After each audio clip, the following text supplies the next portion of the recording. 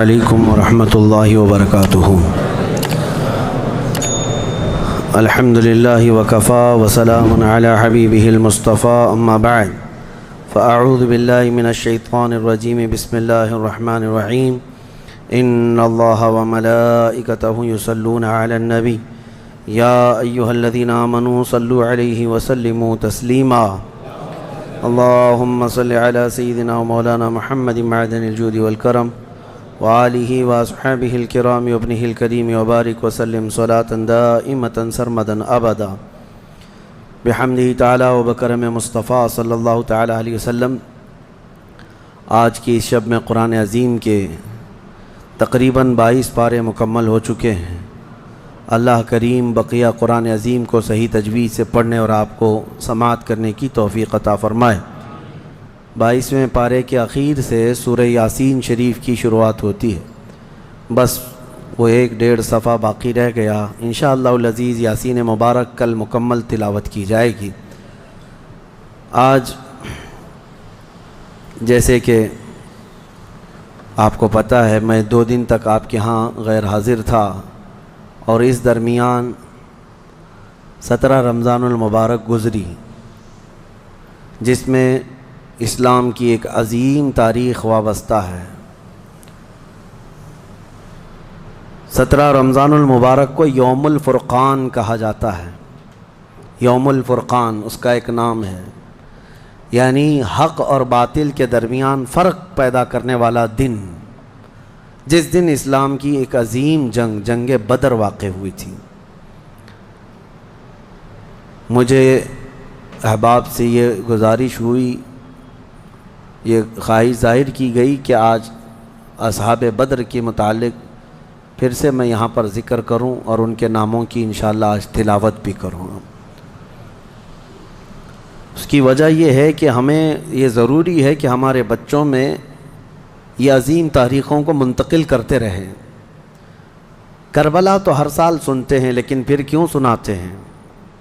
اس لیے کہ بار بار سننے سے جذبہ جوان رہتا ہے۔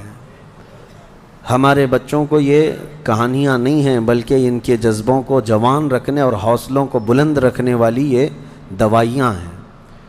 جنگ بدر، جس کو 14 صدیاں گزر گئے لیکن ظالم کفار آج بھی بھول نہیں سکے۔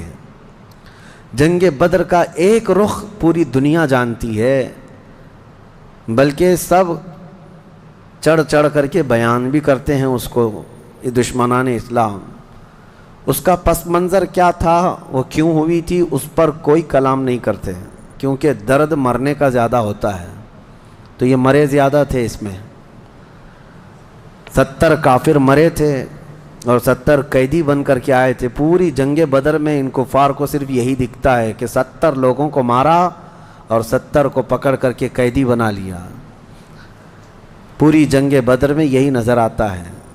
لیکن میرے عزیزو، اگر انصاف کی عینک رکھنے والا غور سے ان حالات کو پڑھے گا تو اس نتیجے کو پہنچے گا، اسلام میں یہ جتنی جنگیں ہوئیں جس میں حضور پاک صلی اللہ تعالیٰ علیہ وسلم تشریف لے گئے، اکثر کا تعلق ڈیفنس سے ہے، یہ ڈیفینسیو رہی ہیں۔ اب میں آپ کو ایک چیز بتاتا ہوں، کیونکہ جنگ بدر کے احوال بتانے سے پہلے اس کا پس منظر بتانا ضروری ہے کہ کیوں ہوئی۔ اچھا، یہ بھی میں آپ کو کلیئر بتا دوں کہ یہ پہلی جنگ نہیں ہے، جیسے کہ مشہور ہے نا جنگ بدر، اس سے پہلے بھی چھوٹی چھوٹی جنگیں ہوئی ہیں، لیکن جو بڑی جنگ جس میں مقابلہ ہوا اور جس میں اللہ نے روشن فتح عطا کی، وہ بدر کی جنگ ہے، 17 رمضان المبارک 2 ہجری کو۔ انشاءاللہ میں سیرت کے درس میں عرض کروں گا، جنگ بدر سے پہلے بھی 6 جنگیں ہوئی ہیں تقریباً، جس میں کچھ صحابہ گئے تھے، کچھ میں حضور بھی گئے تھے، کچھ میں ہلکی پھلکی مڑبھیڑ ہوئی اور کسی میں جنگ نہیں ہوئی، لیکن جو بڑی یعنی صف آرا ہو کر جنگ ہوئی تھی وہ جنگ بدر، یہی 17 رمضان المبارک والی، یہ پہلی ہے۔ جیسے کہ ایک بدر اولا بول کر کے ایک جنگ مشہور ہے، اور بدر ثانیہ اس کو کہتے ہیں، یہ 17 رمضان المبارک والی، میں اس کو انشاءاللہ سیرت کے بیان میں عرض کروں گا۔ آج اس پر ہم فوکس کرتے ہیں کہ کیوں ہوئی۔ 13 سال مکہ مکرمہ میں نبی پاک صلی اللہ تعالیٰ علیہ وسلم نے گزارے، اعلان نبوت کے بعد۔ ویسے تو 53 سال آپ وہاں رہے، 13 سال اعلان نبوت کے بعد کیا کیا تکلیفیں نہیں اٹھائیں. آپ نے سیرت کے درس میں بھی سنا ہوگا اس رسول محترم صلی اللہ تعالیٰ علیہ وسلم کو مارا بھی گیا، پیٹا بھی گیا، ان کے ساتھیوں کو طرح طرح کے عذابات دیے گئے. تاریخ آج محفوظ ہے لیکن ظالموں کو یہ نظر نہیں آتا آتنک کون پھیلایا ہوا تھا. یہی کفار تھے، یہ مشرکین تھے، یہ دہشت گرد تھے. مجھے بتاؤ رسول پاک کے غلاموں کو سولی پر لٹکا کر ان کی ناک کاٹنا، ان کے کان کاٹنا، ان کے ناخنوں کو پکڑ سے کھینچنا، کیا یہ دہشت گردی نہیں ہے؟ حضور پاک صلی اللہ تعالیٰ علیہ وسلم کے چہیتے صحابی حضرت عمار بن یاسر کو انہوں نے آگ میں جلایا تھا. حضرت بلال حبشی کو تو روزانہ رسی پیر میں ڈال کر کھینچا جاتا تھا. حضرت عامر بن فہیرہ، حضرت ابو فقیہہ، حضرت خباب ابن الارت، حضرت خبیب ابن عدی، حضرت سیدہ سمیہ، ان کو تو گھوڑے کے پیروں میں باندھ کر کے شہید کر دیا گیا تھا. کیسے طرح طرح کے عذابات دیے تھے کفار مکہ نے. ایک دو نہیں ہے، ظلم کی ایک لمبی داستان ہے. اور پھر پلس اس پر نبی پاک صلی اللہ علیہ وسلم کو ان کے خاندان سمیت سوشل بائیکاٹ کر کے رکھنا.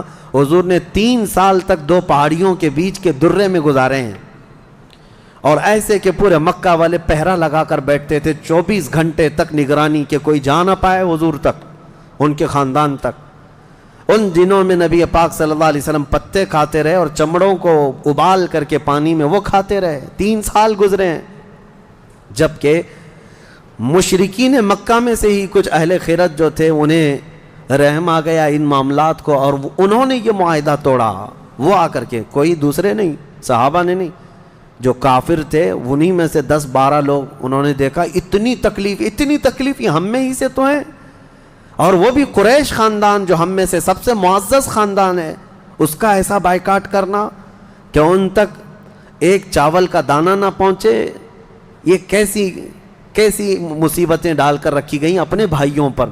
مشرکین نے خود یہ توڑا تھا معاہدہ، اور پھر ان کو ہر طرح کے سہولیات مہیا کر دی تھی حضور کے خاندان کو. یہ تکلیفیں 70 صحابہ مکہ چھوڑ کر کے حبشہ جا چکے تھے ہجرت کر کے. معمولی بات ہے، آپ کے محلے سے 4 لوگ جائیں کیا حالات ہوتے ہیں. یہ آج ظالم کتے جو ہے گھروں کے دروازوں پر زبردستی کا بورڈ لگا کر کے پلائن کرتے رہتے ہیں، ہاں، کہ یہاں سے محلہ خالی ہو رہا ہے مسلمانوں کی وجہ سے، ایک ہندو گھر یہاں سے شفٹ ہو رہا ہے، ہجرت کر رہے ہیں، مائیگریٹ کر رہے ہیں. یہ ناٹک ہے، کوئی چیز نہیں. کبھی تم نے تاریخ یہ بتائی کہ 70 صحابہ جو اپنا گھر بار سب چھوڑ کر، جس میں خود رسول اللہ کی بیٹی بھی ہے، حضرت رقیہ اور حضرت عثمان غنی، دونوں حضور کے داماد بھی، حضور کی بیٹی بھی ہیں، یہ حبشہ چلے گئے تھے ہجرت کر کے. حضور صلی اللہ علیہ وسلم کے خاندان کے کتنے لوگ، حضرت جعفر طیار مولا علی کرم اللہ وجہہ الکریم کے سگے بھائی ہیں. حضور پاک صلی اللہ علیہ وسلم کے خاندان کے کتنے لوگ نکل کے جا چکے تھے حبشہ میں، ایتھوپیا. عرب لوگ افریقہ میں جا کر کے رہ رہے ہیں. اور پھر اس کے 3 سال کے بعد حضور خود ہجرت کر کے چلے گئے مدینہ. تو حضور ہجرت کر کے گئے تو کیا اکیلے گئے؟ 1 سال نہیں گزرا تھا کہ مکہ میں جتنے مسلمان تھے سب کے سب ہجرت کر کے مدینے چلے گئے. مکہ والوں کو سکون سے رہنا چاہیے نا، بات ہو گئی نا. میں آپ کو بتا دوں، کفار و مشرکین کبھی کسی بات سے راضی نہیں ہوتے، اور نہ کبھی یہ سکون، ذہنی سکون ان کو نہیں حاصل ہو سکتا. تم اگر کوئی محلہ چھوڑ کر کے بھی چلے گئے تو تمہارے سے دشمنی ان کی کم نہیں ہوتی. جو دشمن ہے وہ دور بیٹھ کر کے ہی جلتا رہتا ہے کہ وہاں سکھ سے کیوں رہ رہے ہیں یہ لوگ، یہاں سکون سے کیوں رہ رہے ہیں لوگ. مدینے جب رسول پاک اور ان کے صحابہ گئے تو مکہ والوں کو تو جو معاملہ تھا ختم ہو گیا. جن سے تمہاری روزانہ لڑائی ہوتی تھی وہ جا چکے، نہ ان کے صحابہ ہیں نہ وہ رسول پاک وہاں پر ہیں. نہیں، اس کے باوجود ان کفار مکہ نے کیا کرنا شروع کیا؟ 10 لوگ، 15 لوگ، 20 لوگ کبھی جتھا بنا کر کے مدینے تک جاتے تھے. رات کے وقت وہاں کے مسلمانوں کے باغیچے کھجوروں کے جلا کے آ جاتے، اور کبھی اگر 2-4 صحابہ مسلمان باہر نظر آتے تو ان کو پکڑ کر پیٹتے تھے، مارتے تھے. کہاں پر؟ مدینے میں جا کر. جب اس قدر ظلم بڑھ گیا تب میں آپ کو بتاؤں 13 سال کے بعد اللہ نے جہاد کا حکم نازل فرمایا. اے محبوب کھڑے ہو جائیں اور جو آپ سے لڑ رہے ہیں ان سے مقابلہ فرمائیں۔ 13 سال تک تو کبھی لڑنے کا حکم نہیں آیا۔ مدینہ طیبہ میں جانے کے بعد جب مسلمانوں کی اپنی ریاست بن گئی، وہاں اپنی ایک حکومت اسٹیبلش ہو رہی ہے، تب یہ جا کر کے اگر اس کے اندر دسیسہ کاری کریں، پیوند کاری کی بجائے وہاں جا کر کے شب خون ماریں رات کے وقت، تو پھر اللہ تعالیٰ کا حکم نہیں آئے گا۔ میں اس سے قبل ایک مثال سے پوچھا تھا آپ کو، یہ کہتے ہیں نا، آج بھی ہم نے 22ویں پارے میں ایک آیت پڑھی ہے، ملعونین اینما ثقفوا اخذوا وقتلوا تقتیلا۔ اس کو وہ 26 آیتوں میں گناتے ہیں جس کو یہ لوگ کہتے ہیں آتنک کا بڑھاوا دیتی۔ اللہ نے فرمایا لعنت کیے ہوئے لوگ ہیں یہ سب، جہاں پائے جائیں پکڑے جائیں اور ٹکڑے ٹکڑے کر کے مارے جائیں۔ یہ آیت ہے، اور یہ کہتے ہیں کہ یہ دیکھو آتنک کو بڑھاوا دیتی، یہی دیکھ کر کے مسلمان کاٹتے ہیں سب کو۔ میرے عزیزو، آیت جو نازل ہوئی کب ہوئی؟ یہی میں نے آپ کو یہی مثال اس سے قبل بتائی تھی۔ ہمارا دیش، ہمارا ملک امن و امان کے ساتھ رہ رہا ہے، 4 لوگ بھی اگر دشمن ملک کے ہمارے ملک میں داخل ہو جائیں تو ہائی اتھارٹی کیا حکم دے گی؟ سپریم کورٹ ہو یا وزارت داخلہ، ہوم منسٹری ہو یا کوئی بھی ڈپارٹمنٹ کے لوگ کیا حکم دیں گے؟ یہ 4 دشمن جہاں پائے جائیں ان کو پکڑو اور مار دو۔ پولیس کو تو آن دا اسپاٹ شوٹ کرنے کا حکم ہوگا، انکاؤنٹر کر دیں ان کا۔ کیوں؟ ہمارے ملک کا نقصان کر سکتے ہیں۔ یہی بات تھی مدینے میں جا کر کے جب مکہ کے کفار نقصان کر رہے تھے، صحابہ کو مار رہے تھے، حکم آیا کہ اب ان کے ساتھ نرمی نہیں، اب ان کے ساتھ لڑو اور اپنی جان کی حفاظت کرو۔ آج ہر ملک اتنا ڈیفنس کا اختیار رکھتا ضرور ہے، جاؤ گھس کر کے دکھاؤ کسی ملک میں، بغیر ویزے کے جائیں گے تو پکڑ کر کے مار ڈالیں گے، بارڈر کراس کرو تو شوٹ کر دیں گے، جبکہ چوری کرنے کی نیت نہ ہو تب بھی۔ لیکن اسلام جو مارنے آ رہے تھے ان کو مارنے کا حکم دیا۔ اب سنو بدر کیوں ہوئی تھی؟ مسئلہ یہ تھا، دوسری ہجری تھی، مکہ مکرمہ میں قافلہ تجارت کا قافلہ ملک شام جا رہا تھا۔ اچھا، اب شام کا جو لوکیشن ہے وہ مدینے کے پاس سے ہو کر گزرتا ہے، راستہ ایک شاہراہ ہے، یعنی جس کو کہتے ہیں ہائی وے، سب سے بڑا انٹرنیشنل ہائی وے اس زمانے کا، وہ مدینے کے پاس سے گزرتا تھا۔ تو ملک شام تجارت کے لیے جو جانے والے ہوتے تھے مکہ سے، وہ اسی راستے سے جاتے، مدینے کے پاس سے قریب سے گزرتا۔ قریب کا مطلب بہت قریب بھی نہیں۔ تو نبی پاک صلی اللہ علیہ وسلم نے فرمایا جب تک ہمارا مکہ والوں سے امن کا ایگریمنٹ نہ ہو جائے، معاہدہ نہ ہو جائے، ہم ان کا ہر راستہ بھی روکیں گے، ہم ان کا راستہ بھی روکیں گے۔ ہوتا ہے یا نہیں؟ اگر آپ کا کسی دوسرے سے جھگڑا ہو جائے تو آپ آس پاس کے راستے بھی بلاک کر دیں گے کہ دشمن ادھر کے راستوں کو بھی استعمال نہ کرے۔ یہی معاملہ تھا۔ حاج جو ہے، دنیا کو میں بتاؤں، یہ راستہ روکنے والی بات کو بھی میں بتاتا ہوں۔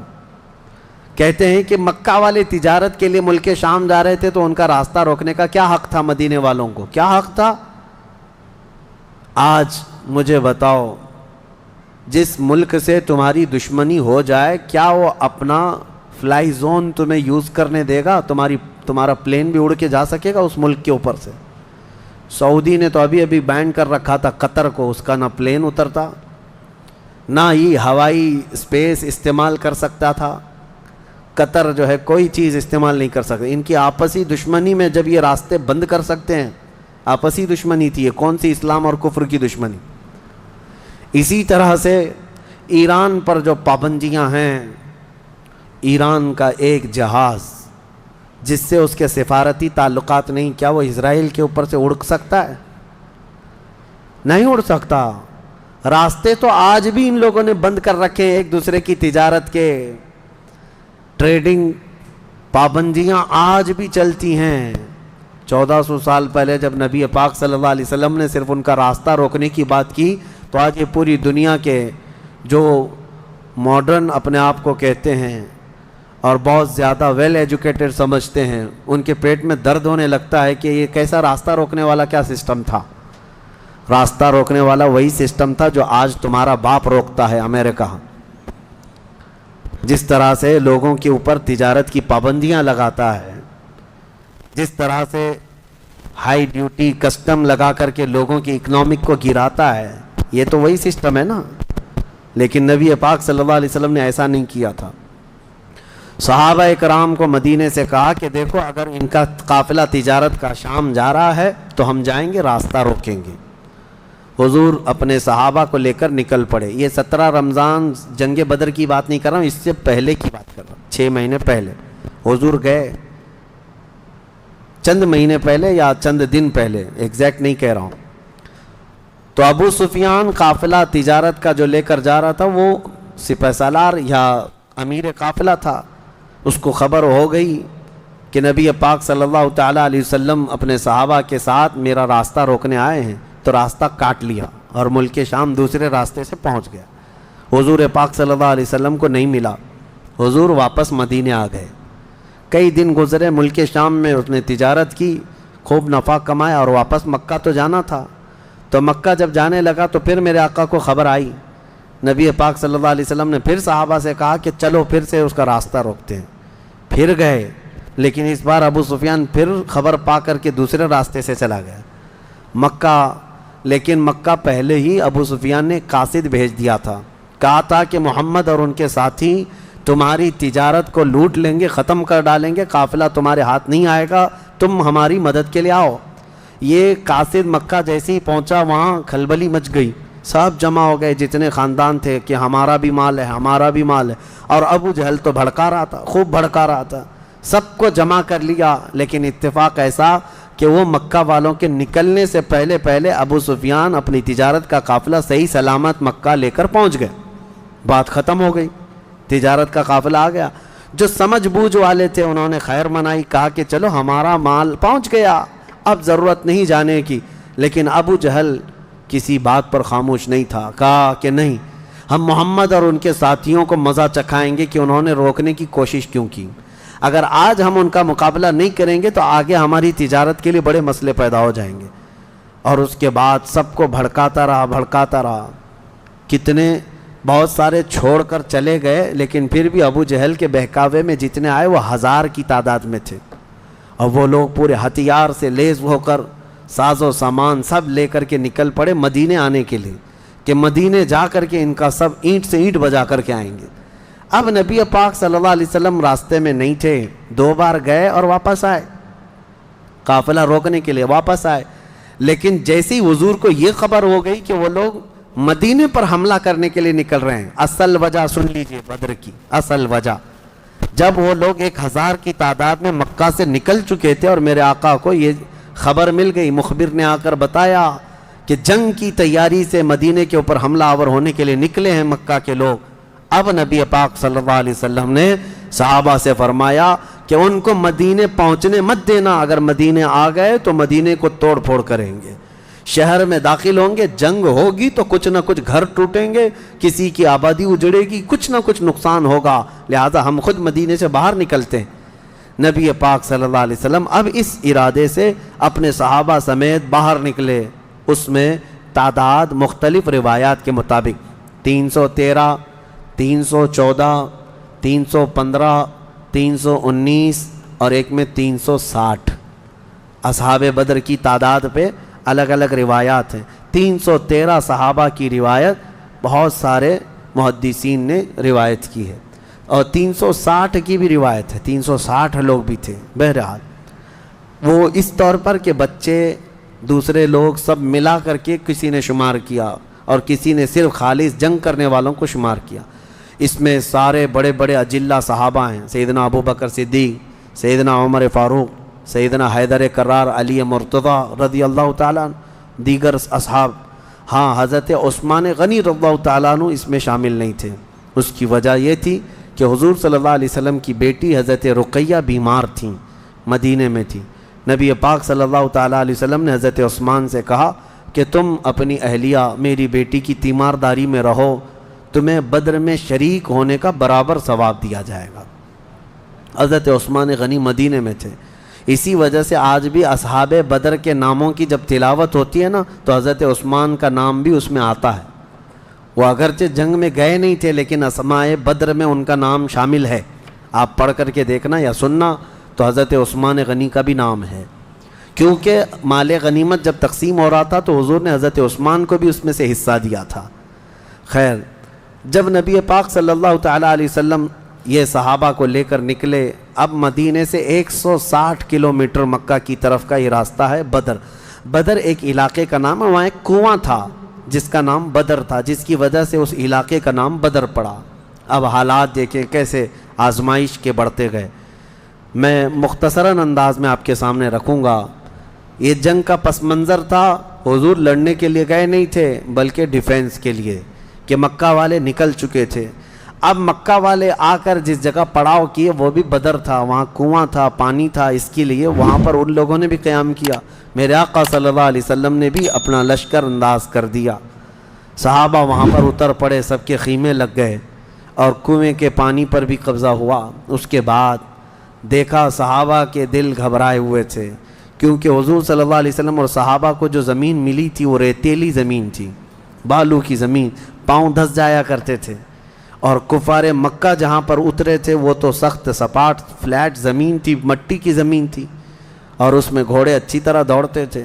یہ ریتیلی زمین پر گھوڑوں کے پیر بھی گھس جاتے اور انسانوں کے بھی. اچھا، یہ بات بھی میں بتا دوں، کل تعداد صحابہ اکرام رضوان اللہ تعالیٰ علیہ مجمعین کے ساتھ 313 صحابہ میں صرف 4 گھوڑے تھے. 4 گھوڑے، یہ 4 گھوڑوں پر بیٹھ کر کے گئے ہیں. کون سوار ہوا ہوگا، کون پیدل چلا ہوگا؟ اور اونٹوں کی کچھ تعداد. اس کے علاوہ تلوار سب کے پاس نہیں، اور جس کے پاس ہے ان کی سبزیاں بھی کٹتی نہیں. ان حالات میں تو وہ گئے تھے. نبی پاک صلی اللہ تعالیٰ علیہ وسلم کے ساتھ جب گئے، اب وہاں پر صحابہ اکرام کے دلوں کے اندر تھوڑی گھبراہٹ آنے لگی کہ ہم زمین اس طرح کی ہے، اور تعداد جب ان کی دیکھتے ہتھیار سے لیس تو یہ عرض کرتے کہ کیا ہوگا. پہلی جنگ ہو رہی تھی نا، آمنا سامنا پہلی مرتبہ ہو رہا تھا. اب نبی پاک صلی اللہ تعالیٰ علیہ وسلم سب صحابہ کو لے کر رات کو بیٹھتے ہیں. اب اس میں جو نبی پاک صلی اللہ تعالیٰ علیہ وسلم کے سامنے صحابہ اکرام سے مشورہ ہو رہا تھا، اب وہ ایمان کی بات ہے. حضور نے صحابہ کی بات یہ سنی کہ جو مہاجرین تھے وہ یہ کہہ رہے تھے کہ انصار کا تو کچھ گیا نہیں، ہمارا گیا ہے. مکہ میں ہمارے مال لوٹے، ہماری جائیدادیں لوٹیں، انصار مدینے میں رہتے ہیں، مکہ کے کفار نے ان کا تو کچھ بگاڑا نہیں. ہو سکتا ہے کہ انصار جو ہے جنگ میں انٹرسٹ نہ لیں، ان کا کیا گیا ہے، یہ مہاجرین کی جنگ ہے. انصار جو ہے ہو سکتا ہے انٹرسٹ نہ لیں، وہ نہ آئیں. یہ ان کے دلوں میں بات تھی. حضور پاک صلی اللہ علیہ وسلم نے محسوس کر لیا، کیونکہ 69 انصار صحابہ اس کے اندر تھے. 69 بڑی تعداد ہوتی، 70 صحابہ تقریباً انصار تھے. اب دلوں میں جب یہ بات آئی مہاجرین کے کہ پتہ نہیں ہے لڑیں گے کہ نہیں لڑیں گے، کیونکہ ان کا تو کچھ گیا نہیں ہے نا. جیسے آج لوگ کہتے ہیں میرا تھوڑی نا اس سے کوئی مسئلہ ہے. تو پھر نبی پاک صلی اللہ علیہ وسلم نے رات کے وقت انصار صحابہ کو پہلے بلایا. سب بیٹھے ہوئے تھے، مشورہ کرنا تھا. سید الانصار حضرت سعد ابن معاذ رضی اللہ تعالیٰ عنہ انصار کے سردار تھے. بلایا اور پوچھا کہ تمہارا کیا مشورہ ہے، آپ کا کیا مشورہ ہے جنگ کے سلسلے میں. سنو، حضور پاک صلی اللہ تعالیٰ علیہ وسلم کی بارگاہ میں حضرت سعد بن معاذ سب سے پہلا جواب کیا دیتے ہیں؟ کہتے ہیں یا رسول اللہ صلی اللہ علیہ وسلم، پورے انصار کی طرف سے تو میں ترجمانی کرنے کے لیے کھڑا ہوں، لیکن میرے آقا کیا ہم بھی کوئی پوچھے جانے کی چیز ہیں؟ آپ کے سلسلے میں ہم بھی کوئی پوچھے جانے کی چیز ہیں؟ اور حضرت سعد ابن معاذ کہتے ہیں قسم رب ذوالجلال کی، مدینے سے برق الغماد یمن تک بھی آپ جائیں، انصار کا ہر بچہ آپ کے قدموں کے ساتھ ہوگا. آپ تو صرف بدر تک آئے یا رسول اللہ، اگر ہمیں پیدل یمن تک بھی لے جاتے ہم آپ کے پیچھے جاتے. ان کے الفاظ میں سناؤں، ایمان تازہ ہو جاتا ہے. حضرت سعد ابن معاذ رضی اللہ تعالیٰ عنہ فرماتے ہیں یا رسول اللہ صلی اللہ علیہ وسلم، آج میں سارے انصار صحابہ کی طرف سے ترجمانی کرتے ہوئے، جس کو کہتے ہیں ریپریزنٹیٹیو، میں کھڑا ہوں عرض کرتا ہوں میرے آقا اگر کسی کے ذہن میں یہ بات ہے تو وہ نکال دے کہ ہم صرف اپنے وطن میں رسول اللہ کی مدد کرتے ہیں، بلکہ اللہ کے نبی صلی اللہ تعالیٰ علیہ وسلم جس کونے میں جائیں گے انصار کو وہاں حضور پائیں گے۔ اب حضور کی بارگاہ میں عرض کرتے ہیں آقا آپ کو کل اختیار ہے، آپ کو کل اختیار ہے۔ اب سنو حضرت سعد ابن معاذ کے یہ بدر کے میدان سے ایک دن پہلے کے الفاظ ہیں، ایک دن پہلے کے الفاظ ہیں، یا رسول اللہ صلی اللہ علیہ وسلم آپ کو کل اختیار ہے، جس کا رشتہ ملانا ہے ملا دیجیے آپ، اور جس کو توڑنا ہے آج ہی آپ فرما دیں، ہم ہمیشہ آخری سانس تک کے لیے توڑ دیں گے۔ اگر آپ فرما دیں کہ اس کی بیوی اس کے لیے حلال نہیں، اس کا بیٹا نہیں، یا رسول اللہ آخری سانس تک ہم اس سے رشتہ توڑ دیں گے۔ یہ بدر میں جانے سے پہلے حضرت سعد ابن معاذ کہتے ہیں جس کا رشتہ آپ ملانا چاہیں میرے آقا ملا دیں، اور جس کا ختم کرنا چاہتے ہیں توڑ دیں، اور جس کو موجودہ حالات میں رکھنا چاہتے ہیں میرے آقا پسند فرما لیں، اور ہمارے مال آپ کے لیے حاضر ہیں یا رسول اللہ، اور ہمارے جس قدر منشا ہو قبول فرمائیں۔ ہاں حضرت سعد ابن معاذ کہتے ہیں ہمارے پاس جو کچھ بھی ہے یا رسول اللہ یہ ہمارا مال حاضر ہے۔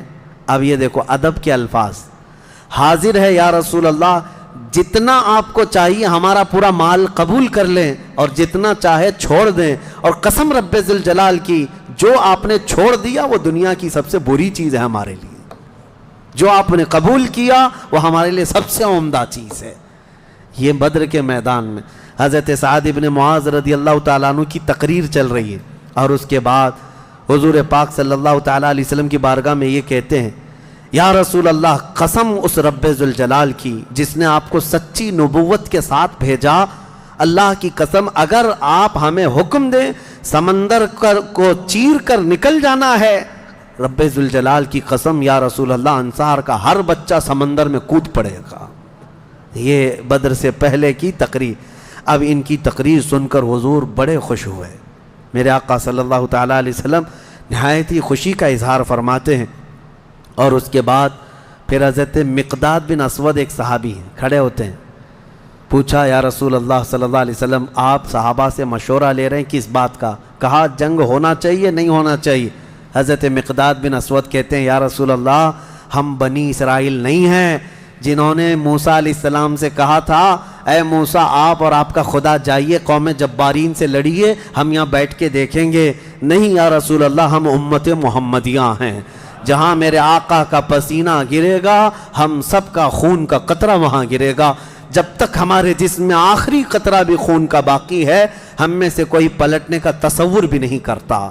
یہ رسول پاک صلی اللہ علیہ وسلم کے چہیتے صحابہ کی تقریریں تھیں، سب کے جذبے جوان تھے، کوئی لوٹنا نہیں چاہتا کوئی پلٹنا نہیں چاہتا۔ اب صحابہ کو باہر کر کے حضور خیمے میں چلے گئے۔ اب سنو حضور پاک صلی اللہ تعالیٰ علیہ وسلم جیسی ہی خیمے میں گئے جہاں آج مسجد عریش بنی ہے، اس کو عریش کہا جاتا حضور کے خیمے کو۔ حضور سجدے میں گر گئے، سجدے میں گرنے کے بعد نبی پاک صلی اللہ تعالیٰ علیہ وسلم اتنا گریہ وزاری کر رہے تھے، اتنا رو رہے تھے سجدے میں حضور پاک صلی اللہ علیہ وسلم، اور جو صحابی ان کی خدمت میں کھڑے تھے وہ کہتے ہیں نبی پاک صلی اللہ تعالیٰ علیہ وسلم کی الفاظ میں سن رہا تھا ابتحالات کو، عرض یوں کر رہے تھے اے اللہ ایک چھوٹی سی فوج ایک چھوٹی سی جماعت تیرے دین کی نصرت کے لیے میدان میں اتری ہے، اے اللہ اگر اس جماعت کی تو کل مدد نہ کرے گا تو قیامت تک اس روئے زمین پر کوئی سجدہ کرنے والا نہیں آئے گا، اے اللہ قیامت تک کوئی تیری عبادت نہیں کر سکے گا۔ یہ محبوبانہ انداز ہے میرے آقا کا، یہ کوئی دھمکی نہیں اللہ کو، رب تعالیٰ کی بارگاہ میں گڑ گڑانا کہ مولا اگر ان کی مدد نہیں کرے گا تو پھر کون تیری عبادت کرے گا۔ اور اس کے بعد اچانک حضور صلی اللہ علیہ وسلم اٹھے سجدے سے، پیشانی چمک رہی تھی اور حضور مسکرا رہے تھے۔ دو صحابہ کھڑے تھے، کہا یا رسول اللہ صلی اللہ علیہ وسلم آپ اتنی گریہ وزاری کرتے کرتے بھی مسکرانے لگے۔ کہا میرے رب نے میری ڈھارس بندھا دی، مبارک ہو بشارت ہو، میں نے ابھی ابھی جبرائیل کو جنگی لباس پہن کر اترتے دیکھا ہے، جبرائیل امین آ گئے ہیں۔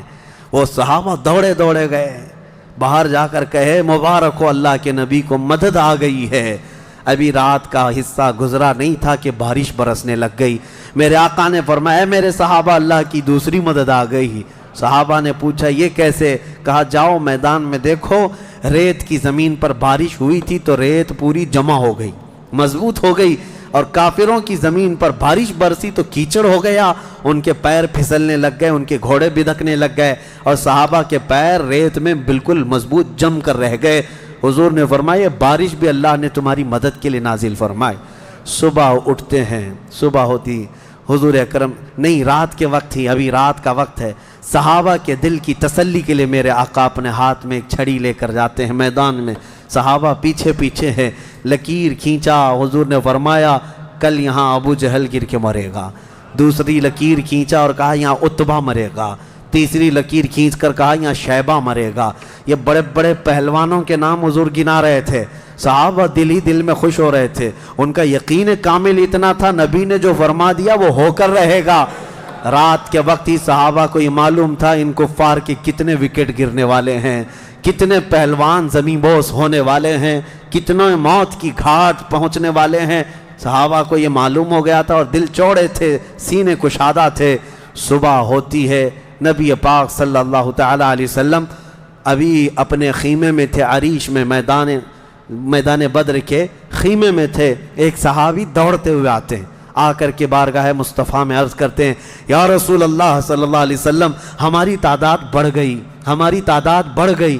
حضور پاک صلی اللہ علیہ وسلم سے وہ کہہ رہے ہیں پہلے کافروں کی تعداد اتنی زیادہ تھی، 1000 کی تعداد، صحابہ دیکھتے گھبرا جاتے، اور اس پر وہ کمینے کیا کر رہے تھے؟ رات بھر ناچ رہے تھے، گانے گا رہے تھے، کباب بھون رہے تھے، اور نعرے لگا رہے تھے جیت ہماری، جیت ہماری، جیت ہماری، جیت ہماری۔ ان کے الفاظ تھے، اشعار گنگنا رہے تھے، اور رات بھر کھانا پینا، رقص سرور، ڈھول باجے سب چلتا رہا، اور ادھر صحابہ عبادت میں مصروف ہیں، اللہ کی بارگاہ میں گڑ گڑا رہے ہیں۔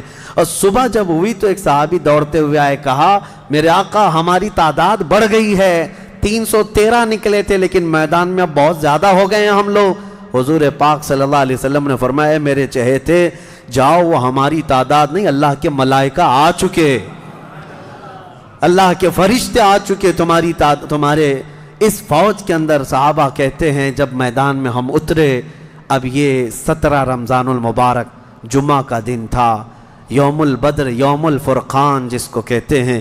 میرے عزیزو، اسلام کی عظیم تاریخ پنہاں ہے، اس میں عظیم تاریخ پنہاں ہے۔ نبی پاک صلی اللہ تعالیٰ علیہ وسلم کی طرف سے میدان بدر میں سب سے پہلے اترنے والے کون لوگ تھے؟ کون لوگ تھے؟ سب سے پہلے نبی پاک صلی اللہ تعالیٰ علیہ وسلم کی طرف سے حضرت امیر حمزہ رضی اللہ تعالیٰ عنہ، دوسرے حضرت ابو عبیدہ بن جراح، تیسرے حیدر کرار شیر خدا، علی مرتضیٰ رضی اللہ تعالیٰ عنہ۔ یہ تینوں حضرات اترے، اور ان کے مقابل میں جو کفار آئے تھے وہ اپنے اپنے وقت کے بڑے بڑے پہلوان تھے، بڑے بڑے پہلوانوں کو انہوں نے اتارا تھا میدان بدر میں۔ اور جب مقابلہ ہوا تو سب سے پہلا وار حضرت امیر حمزہ کا سامنے والے پر پڑا، وہ گاجر کی طرح کٹ کر گر گیا ایک ہی وار میں۔ حضرت ابو عبیدہ بن جراح زخمی ہوئے، سامنے والے سے تھوڑے زخمی ہوئے، پھر حضرت حمزہ نے وہ بھی محاذ سنبھالا اور ان کے مقابل کو بھی مار کر گرایا۔ ادھر حضرت علی کرم اللہ وجہہ الکریم کی عمر کم تھی، اس وقت ان کی عمر زیادہ نہیں تھی، 22 سال کی عمر یا 25 سال کے اس وقت کی عمر تھی حضرت علی کرم اللہ وجہہ الکریم کی۔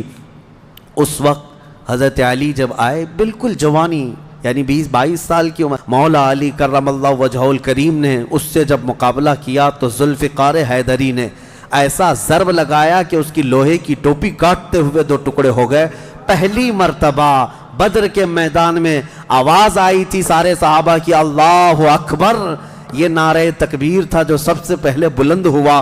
فرماتے ہیں اس آواز کی ہیبت ایسی تھی کہ کفار کے خیمے ہل گئے اور ان کی صفوں میں ہلچل مچ گئی، دہشت طاری ہو گئی۔ صحابہ کے اسی نعرے کو دیکھ کر علامہ اقبال نے شعر کہا تھا، یہ نکلے تھے مڑی ہوئی تلواریں لے کر، کٹی ہوئی اور زنگ آلود تلواریں لے کر جن سے سبزی نہیں کٹتی تھی، لیکن جب نعرہ لگائے تھے اللہ کی مدد ایسی آئی تھی کہ یہ سب زمین بوس ہو گئے دشمن۔ اقبال نے کہا تھا کفر دم توڑ دے گا ٹوٹی ہوئی شمشیر کے ساتھ، کفر دم توڑ دے گا ٹوٹی ہوئی شمشیر کے ساتھ گر تم نکلا جاؤ ایک بار نعرے تکبیر کے ساتھ۔ یہ انہی صحابہ کا نعرہ تھا جب انہوں نے پہلی مرتبہ بلند کیا۔ یہ لڑائی چلتی رہی شام تک، شام ہونے نہ پائی، دوپہر تک اس لڑائی کو پہلے ایک کے بعد دیگرے، اس کے بعد پھر گھماسان کی لڑائی ہوئی۔ لیکن کفار مکہ میں سے کچھ لوگ کہتے ہیں ہم تو بڑے حوصلوں سے آئے تھے لڑنے کے لیے، بڑے حوصلوں سے آئے تھے، جن کو یہ مدینے میں مکہ میں پکڑ کے مارتے تھے وہ آج ان کے مقابل میں تھے، کوئی کسی کا غلام تھا، کوئی کسی کا رشتہ دار بھی تھا، لیکن مقابلے میں جب آئے وہ کفار مکہ کہتے ہیں ہم تو بڑے ہمت کے ساتھ لڑنے کے لیے آئے تھے، لیکن جب ہم لڑنے جا رہے تھے تو ہمارے مقابل میں اجنبی لوگ آ رہے تھے، اجنبی لوگ آ رہے تھے، اور ان کی ہیبت ایسی طاری ہوتی کہ ہم نے ان کو نہ مکے میں کبھی دیکھا تھا نہ مدینے میں کبھی دیکھا تھا۔ یہ وہ بدری ملائکہ تھے جو جبرائیل امین کی سپہ سالاری میں آئے تھے۔ اب یہاں ایک بات میں بتانا چاہتا ہوں، ایک فرشتہ اتر جائے کافی ہے۔ آپ کو پتہ ہے قوم شعیب جب نافرمانی کر رہی تھی تو اللہ تعالیٰ نے عذاب کیا بھیجا تھا؟ جبرائیل امین علیہ السلام کو اتارا تھا، انہوں نے ایک چیخ ماری تھی، چنگھاڑ، اور ان کی آواز کی ہیبت سے جتنے پہاڑوں میں تھے یہ قوم شعیب سب کے بھیجے کانوں سے نکل آئے تھے اور زمین پر گر کر مر گئے تھے۔ تو یہاں جبرائیل امین اکیلے آ جاتے، صرف آواز لگاتے، کسی کو تلوار اٹھانے کی بھی ضرورت نہیں، یہ 1000 پورے کیڑے مر جاتے۔ لیکن یہ وجہ کیا ہے؟ مفسرین نے فرمایا یقیناً ایک فرشتہ بھی مدد کے لیے کافی ہوتا، لیکن اللہ نے بدر کے میدان میں 5000 فرشتے اتارے، یہ عظمت مصطفیٰ کے لیے، یہ رسول اللہ کی عظمت کے لیے۔ کبھی کبھار تعداد جو ہے وہ شان بتانے کے لیے ہوتی ہے، عظمت بتانے کے لیے ہوتی ہے۔ ہاں ایک جھنڈا کافی ہوتا ہے، لیکن کبھی 10 جھنڈے لگاؤ تو اس کی عظمت بڑھ جاتی ہے۔ ہاں 2 باڈی گارڈ کافی ہوتے ہیں، لیکن 10 کھڑے ہو جائیں تو اس کی ہیبت اور طاری ہوتی ہے۔ یہ ایک انسانی ذہن بنا ہوا ہے۔ اللہ تبارک و تعالیٰ نے اپنے محبوب کی عظمت شان کی وجہ سے 5000 ملائکہ کو اتارا۔ اب یہ جنگ ہوتی رہی، اس میں صحابہ تو لکڑیوں سے جنگ کرتے رہے، سب تلواروں سے نہیں، کچھ صحابہ تو لکڑیوں سے جنگ لڑتے رہے، اور لکڑیوں سے کئی کو مار کے گرایا، اور 70 جو ہے موت کے گھاٹ اتر گئے، اور اس میں معمولی 70 نہیں تھے، بڑے بڑے گرو گھنٹال تھے، جتنے بھونکتے تھے مکہ میں بیٹھ کر۔ ابو جہل مر گیا، حضرت بلال حبشی کا آقا امیہ بن حرب وہ مر گیا، اور کئی ایسے بڑے بڑے عتبہ شیبہ جیسے بڑے بڑے کافر، یہ سب کے سب موت کے گھاٹ اتر گئے۔ بدر کی ایک لڑائی ایسی کہ اچھوں کی جڑ کاٹ کر رکھ دیا۔ اب یہاں پر حضور پاک صلی اللہ تعالیٰ علیہ وسلم کا رحم بھی دیکھیں، حضور ملاحظہ فرما رہے تھے، جب امیہ گر کر زخمی ہوا تھا، حضور نے جو صحابی لڑ رہے تھے کہا کہ روک دو اس کو۔ امیہ جو لڑ رہا تھا وہ بڑا ہٹا کٹا پیسہ والا مکہ کا بڑا آدمی تھا، تو جو صحابی لڑ رہے تھے انہوں نے گرا دیا، وہ زخمی ہو کر گرا، حضور نے فرمایا چھوڑ دو اس کو، وہ صحابی ہٹ گئے۔ حضور نے فرمایا بلال حبشی کو بلاؤ۔ بلال کہاں ہے؟ بلال آئے، کہا اے بلال آؤ، جتنا اس نے تڑپایا تھا خوب آج تم بدلا لو اس کے ساتھ، کیونکہ یہی وہ تھا جو حضرت بلال کو ایک ڈرم میں ڈال کر دن بھر رکھتا تھا، لوہے کی ایک ٹاکی بنا کر اس میں ڈال کر اوپر سے ڈھکن ڈال کر گرم دھوپ میں ان کو ایسی رکھ دیتا تھا، بغیر کھانا پانی دیے شام تک ان کو کھولا جاتا تو ان کا جسم پورا اجمرا ہو جاتا تھا، ان کی پیٹھ ایسی گل گئی تھی انگاروں میں سلانے کی وجہ سے کہ ریڑھ کی ہڈی دکھتی تھی۔ یہ حضرت بلال کے ساتھ کیا تھا، حضرت بلال حبشی نے مار کر اس کو ختم کیا۔ اور حضرت بلال مارتے وقت کیا کہہ رہے تھے یہ بھی سنیے، یہ صحابہ کا جذبہ ہے۔ کہتے ہیں اس کو قتل کیا اور یوں کہا انت عدو اللہ و عدو رسولنا، میں نے تجھے مار دیا ہے اس لیے کہ تو اللہ کا اور میرے حبیب کا دشمن تھا، یہ نہیں کہ مجھے تڑپاتا تھا، یہ نہیں کہ تو نے مجھے بہت مارا ہے اب چکھ لے مزہ۔ حضرت بلال یہ کہتے ہیں تو اللہ کا دشمن تھا اور میرے مصطفیٰ کا دشمن تھا، میں نے تجھے ختم کیا۔ یہ بدر کی وادی میں حضرت معاذ اور معوذ بن عفراء رضی اللہ عنہما، 2 چھوٹے بچوں پر جہاد تو ہے نہیں، لیکن یہ ضد کر کے اصرار کر کے حضور کے پاس آئے تھے، کہا ہمیں اجازت دے دے۔ میرے آقا نے ان کو اجازت دی تو یہ جنگ میں شریک ہوئے۔ حضرت عبد الرحمن بن عوف کہتے ہیں صاحب بڑے بڑے صحابہ، جنگ کے میدان میں نفسا نفسی کا عالم ہوتا ہے، اپنا ڈیفنس کرنا ضروری ہوتا ہے، کہاں سے تیر آئے کہاں سے تلوار آئے، لیکن یہ دو بچے اس طرح سے میدان میں ہیں کہ حضرت عبد الرحمن بن عوف سے کہتے ہیں چچا ہمیں ایک بات بتائیے، ابو جہل کس کا نام ہے؟ حضرت عبد الرحمن بن عوف کہتے ہیں میں ہنس پڑا، ان کی عمر 13 سال کے آس پاس کی تھی۔ کہتے ہیں یہ کیا کرو گے تم؟ وہ سردار قریش ہے، پہلوان ہے مکہ کا۔ ان بچوں نے کہا ہم نے دیکھا تو نہیں مگر سنا ہے اس خبیث کے بارے میں کہ وہ ہمارے آقا کو گالیاں دیتا ہے، وہ ہمارے نبی کو گالیاں دیتا ہے۔ یہ اصل محافظین مصطفیٰ تھے، محافظین ناموس رسالت تھے، نبی پاک صلی اللہ علیہ وسلم کی عزت کے لیے۔ میرے عزیزو یہ بچے کھیلنے کے لیے ضد نہیں کر رہے تھے، جان ہتھیلی پر لانے کے لیے ضد کر رہے ہیں۔ حضور پاک صلی اللہ علیہ وسلم کی بارگاہ میں آئے اور اس کے بعد حضرت عبد الرحمن بن عوف کہتے ہیں میں ابھی بات چیت کر ہی رہا تھا کہ ابو جہل سامنے گھوڑے پر بیٹھا جا رہا تھا، میں نے اشارے سے بتایا وہ دیکھو وہی مردود ہے جو گھوڑے پر جا رہا ہے۔ یہ دونوں بچے چیل کی طرح جھپٹ گئے اس کی طرف اور بھاگتے ہوئے اس کی طرف گئے۔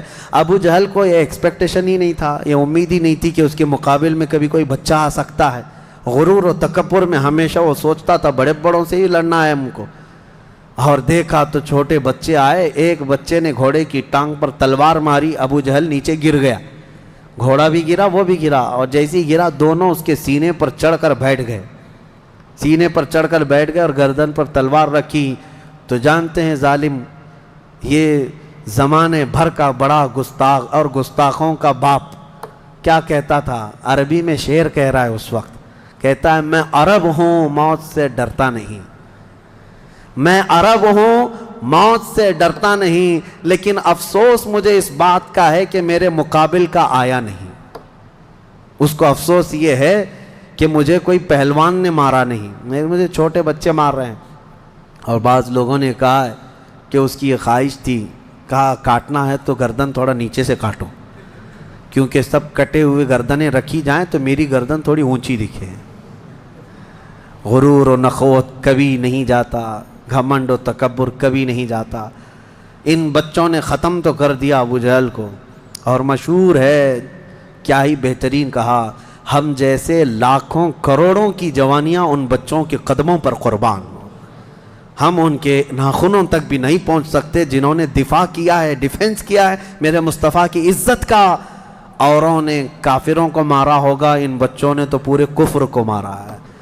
اوروں نے جاہلوں کو مارا تو انہوں نے ابو جہل کو مارا ہے، جہالت کے باپ کو مارا ہے۔ اسی جنگ میں شہزادے حضرت معاذ کا مونڈھا کسی کافر نے مار کر کے ختم کر دیا، تلوار سے کندھے کو مار دیا، لیکن جذبہ ختم نہیں ہوا۔ اس بچے نے دوسرے ہاتھ میں تلوار لی اور لڑنا شروع کیا، اور اپنے ہاتھ کو پیر میں دبا کر کھینچ کے نکال دیا۔ یہ زیادہ دیر تک نہیں، یہ دونوں شہزادے لڑتے رہے میدان بدر میں۔ شام سے پہلے پہلے دونوں بچے بھی شہید ہوئے، حضرت معاذ بھی شہیدوں میں ہیں، حضرت معوذ بھی شہیدوں میں ہیں۔ کس باپ کے یہ بیٹے تھے، کس گھر میں آنکھیں کھولی تھی انہوں نے، جہاں ماں کو قرآن کی تلاوت کرتے سنا، باپ کو محراب عبادت میں دیکھا، اور گٹھی میں ان کے پلایا ہوا تھا عظمت مصطفیٰ۔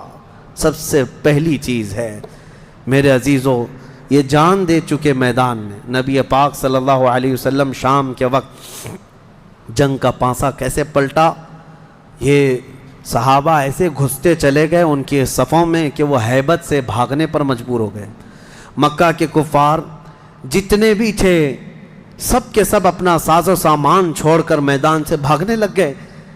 وہاں پر اپنے مویشی چھوڑا، اپنے بہت سارے چھوڑا، یہاں تک کہ 70 قیدی پکڑ میں آئے اور 70 مارے جا چکے تھے، 140، اور صحابہ میں 13 شہید تھے، ایک زخمی تھے۔ 13 شہید ہوئے، ایک زخمی تھے حضرت عبیدہ بن حارث، وہ بھی راستے میں جا کر شہید ہوئے۔ تو جنگ بدر کے ٹوٹل شہید 14 ہیں، باقی وہ 70 اور 140 پورے ٹوٹل یعنی قیدی ملا کر۔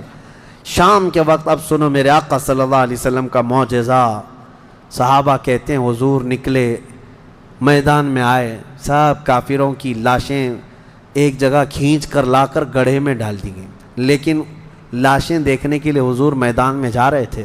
صحابہ کہتے ہیں قسم خدا کی ہم نے دیکھا حضور نے جس کے لیے جو دائرہ کھینچا تھا وہ کافر وہیں گر کے مرا تھا، ایک بال بھی باہر نہیں تھا۔ حضور نے جس کے لیے لکیر کھینچا تھا وہ کافر اسی میں گر کر مرا ہوا تھا۔ حضور نے جو نشان بنایا تھا ابو جہل وہیں مرا ہوا تھا، عتبہ وہیں مرا ہوا تھا، شیبہ وہیں مرا ہوا تھا۔ آج کے منافقین کے لیے بھی یہ درس ہے، یہ دیکھیں جنگ بدر کی تاریخ کو، نبی پاک صلی اللہ علیہ وسلم ایک دن پہلے یہ بتا رہے ہیں کہ کون کہاں مرے گا، اور یہ ابھی تک اس بحث میں ہے کہ پیٹ پیچھے کا علم نہیں، دیوار پیچھے کا علم نہیں، یا اپنے جیسا نبی کو بھی قیاس کرتے ہیں۔